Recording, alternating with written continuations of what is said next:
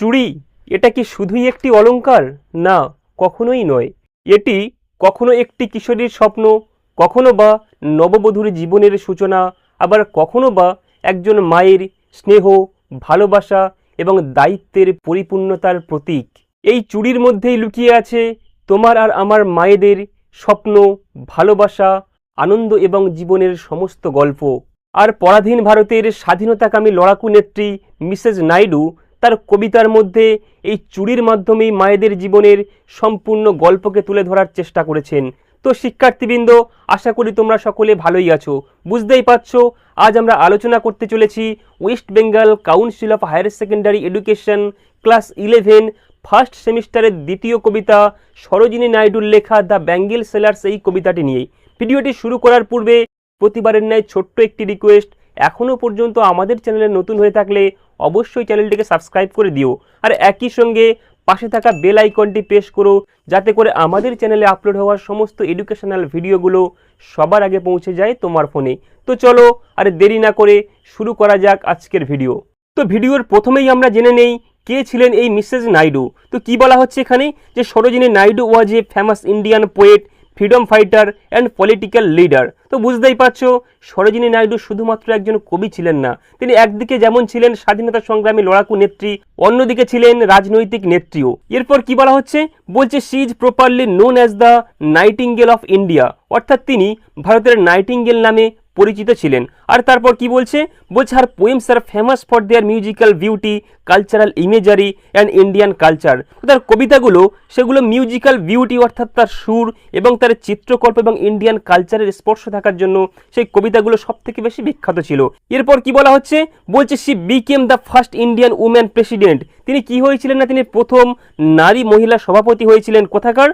Of the Indian national Congress. তো তিনি ভারতীয় জাতীয় কংগ্রেসের প্রথম নারী সভাপতি ছিলেন। আর তার পরের লাইনে বলা হচ্ছে শি অলসো বিকাম, তিনি এটাও হয়েছিলেন কি, the first women governor of the Indian state, অর্থাৎ তিনি ভারতবর্ষের প্রথম মহিলা রাজ্যপাল তিনি ছিলেন।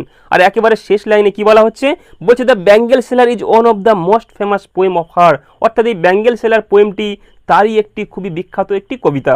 তো শিক্ষার্থীবৃন্দ, আশা করি তোমরা সকলে বুঝতেই পেরেছো কে ছিলেন এই মিসেস নাইডু। চলো এরপরে আমরা দেখে নেই যে আলোচ্য কবিতার থিম বা ব্যাকগ্রাউন্ড কি আছে। তো এখানে দেখো 4টা থিমকে রাখা হয়েছে।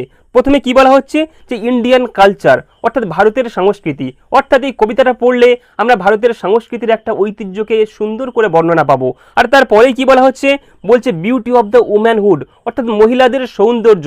অর্থাৎ এই যে কবিতা সরোজিনী নাইডুর লেখা দ্য ব্যাঙ্গেল সেলার্স কবিতার মধ্যে মহিলাদের সৌন্দর্যকে সুন্দর করে প্রস্ফুটিত করা হয়েছে। এরপর তৃতীয় থিমে কি বলা হচ্ছে, different stages of women's life, অর্থাৎ মহিলাদের জীবনের যে আলাদা আলাদা অধ্যায়, প্রত্যেকটা অধ্যায়কে এই কবিতার মধ্যে সুন্দর করে বর্ণনা করা হয়েছে। আর এরপর চতুর্থ নাম্বার থিমে কি বলা হচ্ছে, colours of the bangles and their symbolic meanings, অর্থাৎ প্রত্যেকটা চুড়ির রং এবং সেগুলোর সিম্বলিক যে মিনিং বা এবং সেগুলির যে প্রতীকী অর্থ সেগুলোকে এই কবিতার মধ্যে সুন্দর করে বর্ণনা করার চেষ্টা করেছে। তো শিক্ষার্থীবৃন্দ, চলো আর দেরি না করে এবার আমরা আলোচ্য কবিতার line by line Bangla meaning শুরু করি। তো কবিতার টাইটেলে কি বলা হচ্ছে, দ্য ব্যাঙ্গেল সেলার্স।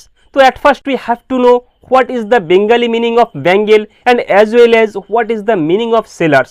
তো আমরা সকলেই জানি ব্যাঙ্গেল কথার অর্থ হচ্ছে চুড়ি আর সেলার কথার অর্থ হচ্ছে বিক্রেতা।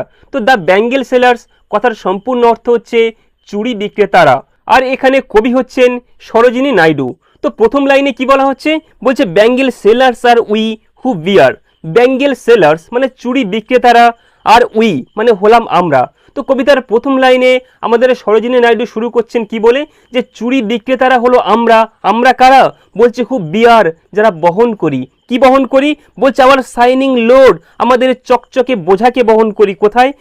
টু দ্য টেম্পল ফেয়ার, মানে মন্দিরের মেলায়। তো দেখো সরোজিনী নাইডু কবিতার প্রথমেই নিজেকে চুড়ি বিক্রেতার স্থানে বসিয়ে এই কবিতার লাইন শুরু করছে। আর তিনি বলছেন কি, যে চুড়ি বিক্রেতারা হলো আমরা, যারা কি করি না, যারা বহন করি বা যারা বয়ে বেড়াই। কোনগুলোকে? আওয়ার শাইনিং লোড, আমাদের উজ্জ্বল বোঝাগুলোকে, টু দ্য টেম্পল ফেয়ার মানে মন্দিরের মেলায়। এরপর তৃতীয় লাইনে কি বলা হচ্ছে, যে হু উইল বাই মানে কে কিনবে।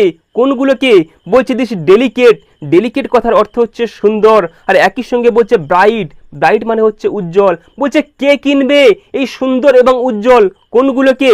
পরবর্তী লাইনেই কবি বলছে rainbow tinted circles of light, অর্থাৎ রংধনুর রঙে রাঙানো উজ্জ্বল বৃত্তাকার চুড়ি। তো এখানে কি বলছে যে কে কিনবে এই রংধনুর রঙে রাঙানো সুন্দর এবং উজ্জ্বল চুড়িগুলোকে। তো দেখো এখানে প্রথম 4 লাইনে সরোজিনী নাইডু বা মিসেস নাইডু তিনি চুড়ি বিক্রেতার স্থানে নিজেকে বসিয়ে তিনি চুড়ি বিক্রির কথা দিয়েই তিনি এই কবিতাকে সুন্দর করে শুরু করছেন।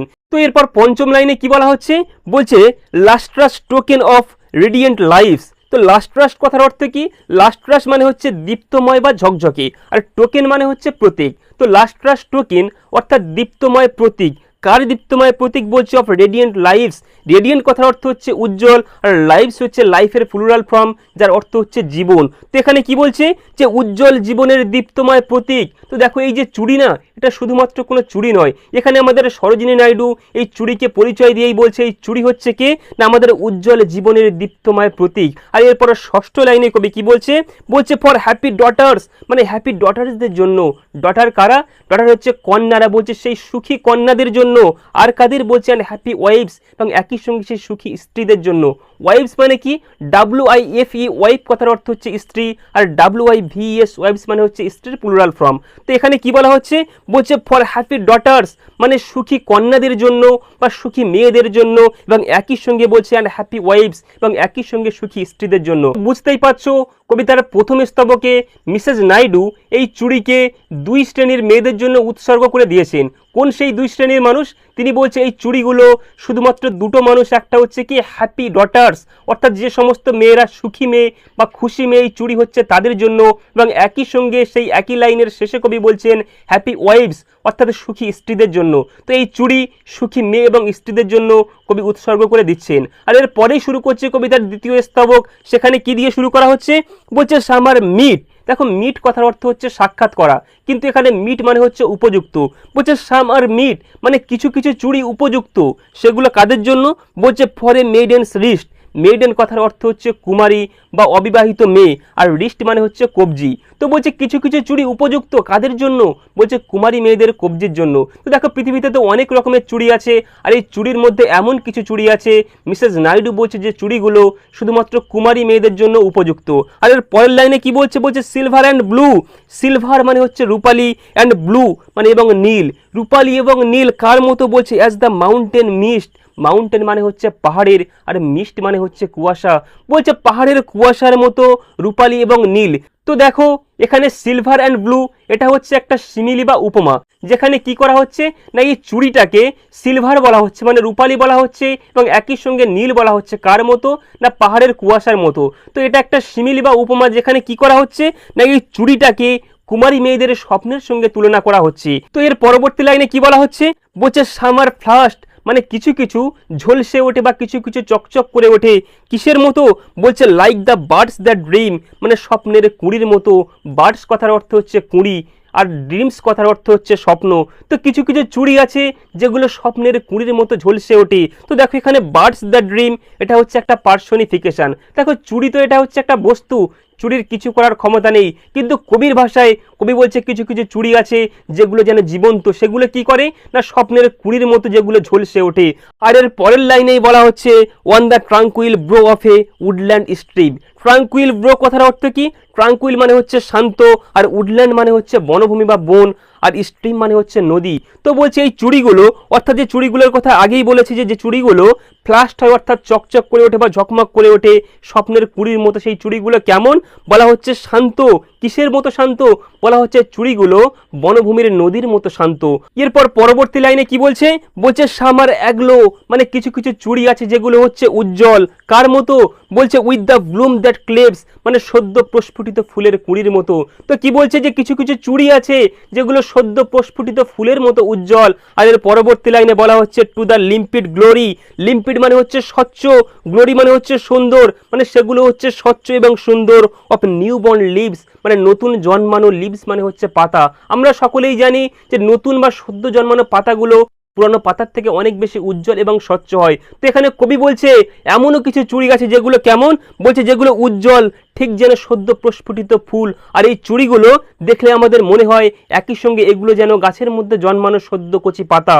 আর এখানেই কবি শেষ করছে কবিতার দ্বিতীয় স্তবক। তো চলো এরপরে আমরা দেখে নেই কবিতার থার্ড স্ট্যান্জাতে কি বলা হচ্ছে। তো এখানে কি দিয়ে শুরু করছে, বলছে সামার লাইক ফিল্ডস, সামার মানে কিছু কিছু কেমন, বলছে লাইক ফিল্ডস মানে মাঠের মতো, কোন মাঠ, বলছে অফ সানলিট কর্ন, বলছে শস্য ক্ষেতের মতো। দেখো শস্য ক্ষেতের মধ্যে যদি সূর্যের আলো পড়ে শস্য ক্ষেত্রে যেমন ঝলমলিয়ে ওঠে, তো বলছে কিছু কিছু চুড়ি আছে যেগুলো এই শস্য ক্ষেতের মতো উজ্জ্বল। আর এর পরের লাইনেই কবি বলছে meet for a bride, meet মানে উপযুক্ত কার জন্য, বলছে ফর এ ব্রাইড একটা নববধূর জন্য।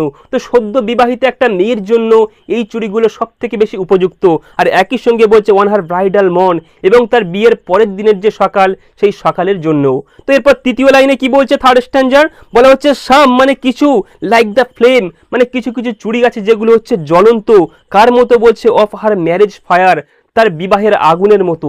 আমরা সকলেই জানি বিয়ের পূর্বে একটা আগুন জ্বালানো হয়, তো এই আগুনের রং যেমন উজ্জ্বল বা হলুদ বর্ণ হয়, তো এমনও কিছু চুড়ি আছে যেগুলো সেই বিবাহের আগুনের মতো উজ্জ্বল। আর এর পরের লাইনে কবি বলছে ওর রিচ অথবা সমৃদ্ধ কিংবা ভরপুর, কি দিয়ে, বলছে উইথ দ্য হিউ মানে রং দিয়ে ভরপুর, কিসের রং, বলছে অপার হার্টস ডিজায়ার তার হৃদয়ের ইচ্ছার। অর্থাৎ এই পৃথিবীতে এমনও চুড়ি আছে যে চুড়িগুলো তার স্বপ্নের মতো বা তার মনের রং দিয়ে সাজানো।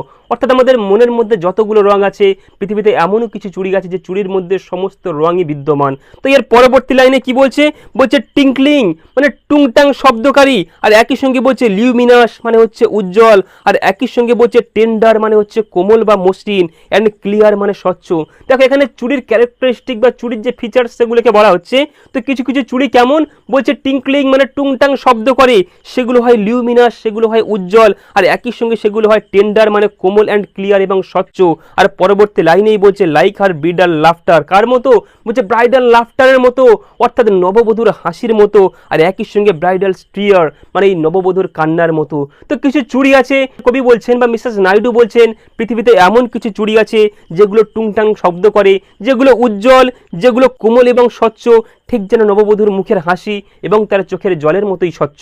তো এরপর চতুর্থ অর্থাৎ লাস্ট স্ট্যান্জাতে কি বলা হচ্ছে চলো দেখে নিই। কি বলছে এখানে, বলছে summer purple and gold flake grey. তো কিছু কিছু চুড়ি আছে যেগুলো কেমন, বলছে পার্পল অর্থাৎ বেগুনি, আর একই সঙ্গে বলছে গোল্ড ফ্লেক অর্থাৎ সোনালী দাগযুক্ত, এবং গ্রে অর্থাৎ ধূসর। তো কিছু চুড়ি আছে যেগুলো বেগুনি রঙের এবং একই সঙ্গে সোনালী দাগযুক্ত ও ধূসর। আর পরবর্তী লাইনে কি বলা হচ্ছে, বলছে ফর সি মানে তাদের জন্য, কাদের, বলছে হু হ্যাজ জার্নিড যারা যাত্রা করেছে, কোথায়, বলছে থ্রু লাইফ মিডওয়ে যারা জীবনের মাঝ বয়সে বা মাঝ পথে। তো পৃথিবীতে যে মেয়েরা জীবনের মাঝ পথে যারা যাত্রা করছে তাদের জন্য এই চুড়িটা উপযুক্ত। কোন চুড়ি না, সোনালী কারুকার্য করা বেগুনি রঙের ধূসর চুড়ি। তো বুঝতেই পারছো এই চুড়িটা আসলে কাদের। তো এর পরের লাইনে কি বলছে, বলছে হুজ হ্যান্ডস মানে যাদের হাতগুলো, হ্যাভ চেরিশড মানে যেগুলো লালন পালন করেছে। তো উপরে যে চুড়ির কথা বলা হলো এই চুড়িটা আসলে কাদের জন্য কবি এবার ক্লিয়ারলি ব্যাখ্যা করছে। বলছে যে সমস্ত মায়েদের হাতগুলো লালন পালন করেছে অর্থাৎ সন্তানকে মানুষ করেছে এই চুড়িগুলো তাদের জন্য। আর একই সঙ্গে বলা হচ্ছে হুজ লাভ আর যারা ভালোবাসা, হ্যাজ ব্লেসড যেটা আশীর্বাদ করেছে। তো যে সমস্ত মায়েদের ভালোবাসাটা অন্যের জন্য আশীর্বাদ হিসেবে কাজে লেগেছে এই চুড়িটা তাদের জন্য। আর এর পরবর্তী লাইনে কবি বলছে and cradled fair son on her faithful breast. তো কি বলছে এখানে, বলছে অ্যান্ড ক্রাডেলড মানে এবং আগলে রেখেছে কাদেরকে, বলছে ফেয়ার সানস তার সন্তানদেরকে। কোথায় আগলে রেখেছে, বলছে ওয়ান হার ফেথফুল ব্রেস্ট তার স্নেহের বুকে। তো যে সমস্ত মায়েরা তার সন্তানদেরকে স্নেহের বুকের মধ্যে আগলে রেখেছে এই চুড়িগুলো হচ্ছে তাদের জন্য উপযুক্ত বা এই চুড়িগুলো তাদের জন্যই বরাদ্দ। আর এর পরবর্তী লাইনেই কবি বলছে অ্যান্ড সার্ভস মানে এবং সেবা করেছেন, কোথায়, বলছে হার হাউস হোল্ড মানে তার বাড়িকে বা তার ঘরকে, ইন ফ্রুটফুল প্রাইড মানে অহংকার বা গর্বের সঙ্গে। তো যে সমস্ত মায়েরা বিরক্তি না করে গর্বের সঙ্গে তার ঘরকে আগলে রেখেছে এই চুড়িগুলো তাদের জন্য বরাদ্দ। এবং একেবারে শেষ লাইনে কবি বলছে অ্যান্ড ওরশিপ মানে এবং পূজা বা প্রার্থনা করেছে দ্য গডস মানে সৃষ্টিকর্তার কাছে, বলছে অ্যাট হার হাজব্যান্ড সাইড তার স্বামীর পাশে থেকে। অর্থাৎ যে সমস্ত মায়েরা তার স্বামীর পাশে থেকে সৃষ্টিকর্তার কাছে প্রার্থনা করেছে এই চুড়িটাও তাদের জন্য। তো এখানে বুঝতেই পারছো আলোচ্য কবিতার লাস্ট স্ট্যান্জাতে কবি একটা ইউনিক চুড়ির কথা বলছে, যে চুড়িটা হচ্ছে একদিকে যেমন বেগুনি অন্যদিকে হচ্ছে ধূসর, আর যার মাঝখানে সোনালী দাগ কাটা বা সোনার খাঁজ কাটা রয়েছে।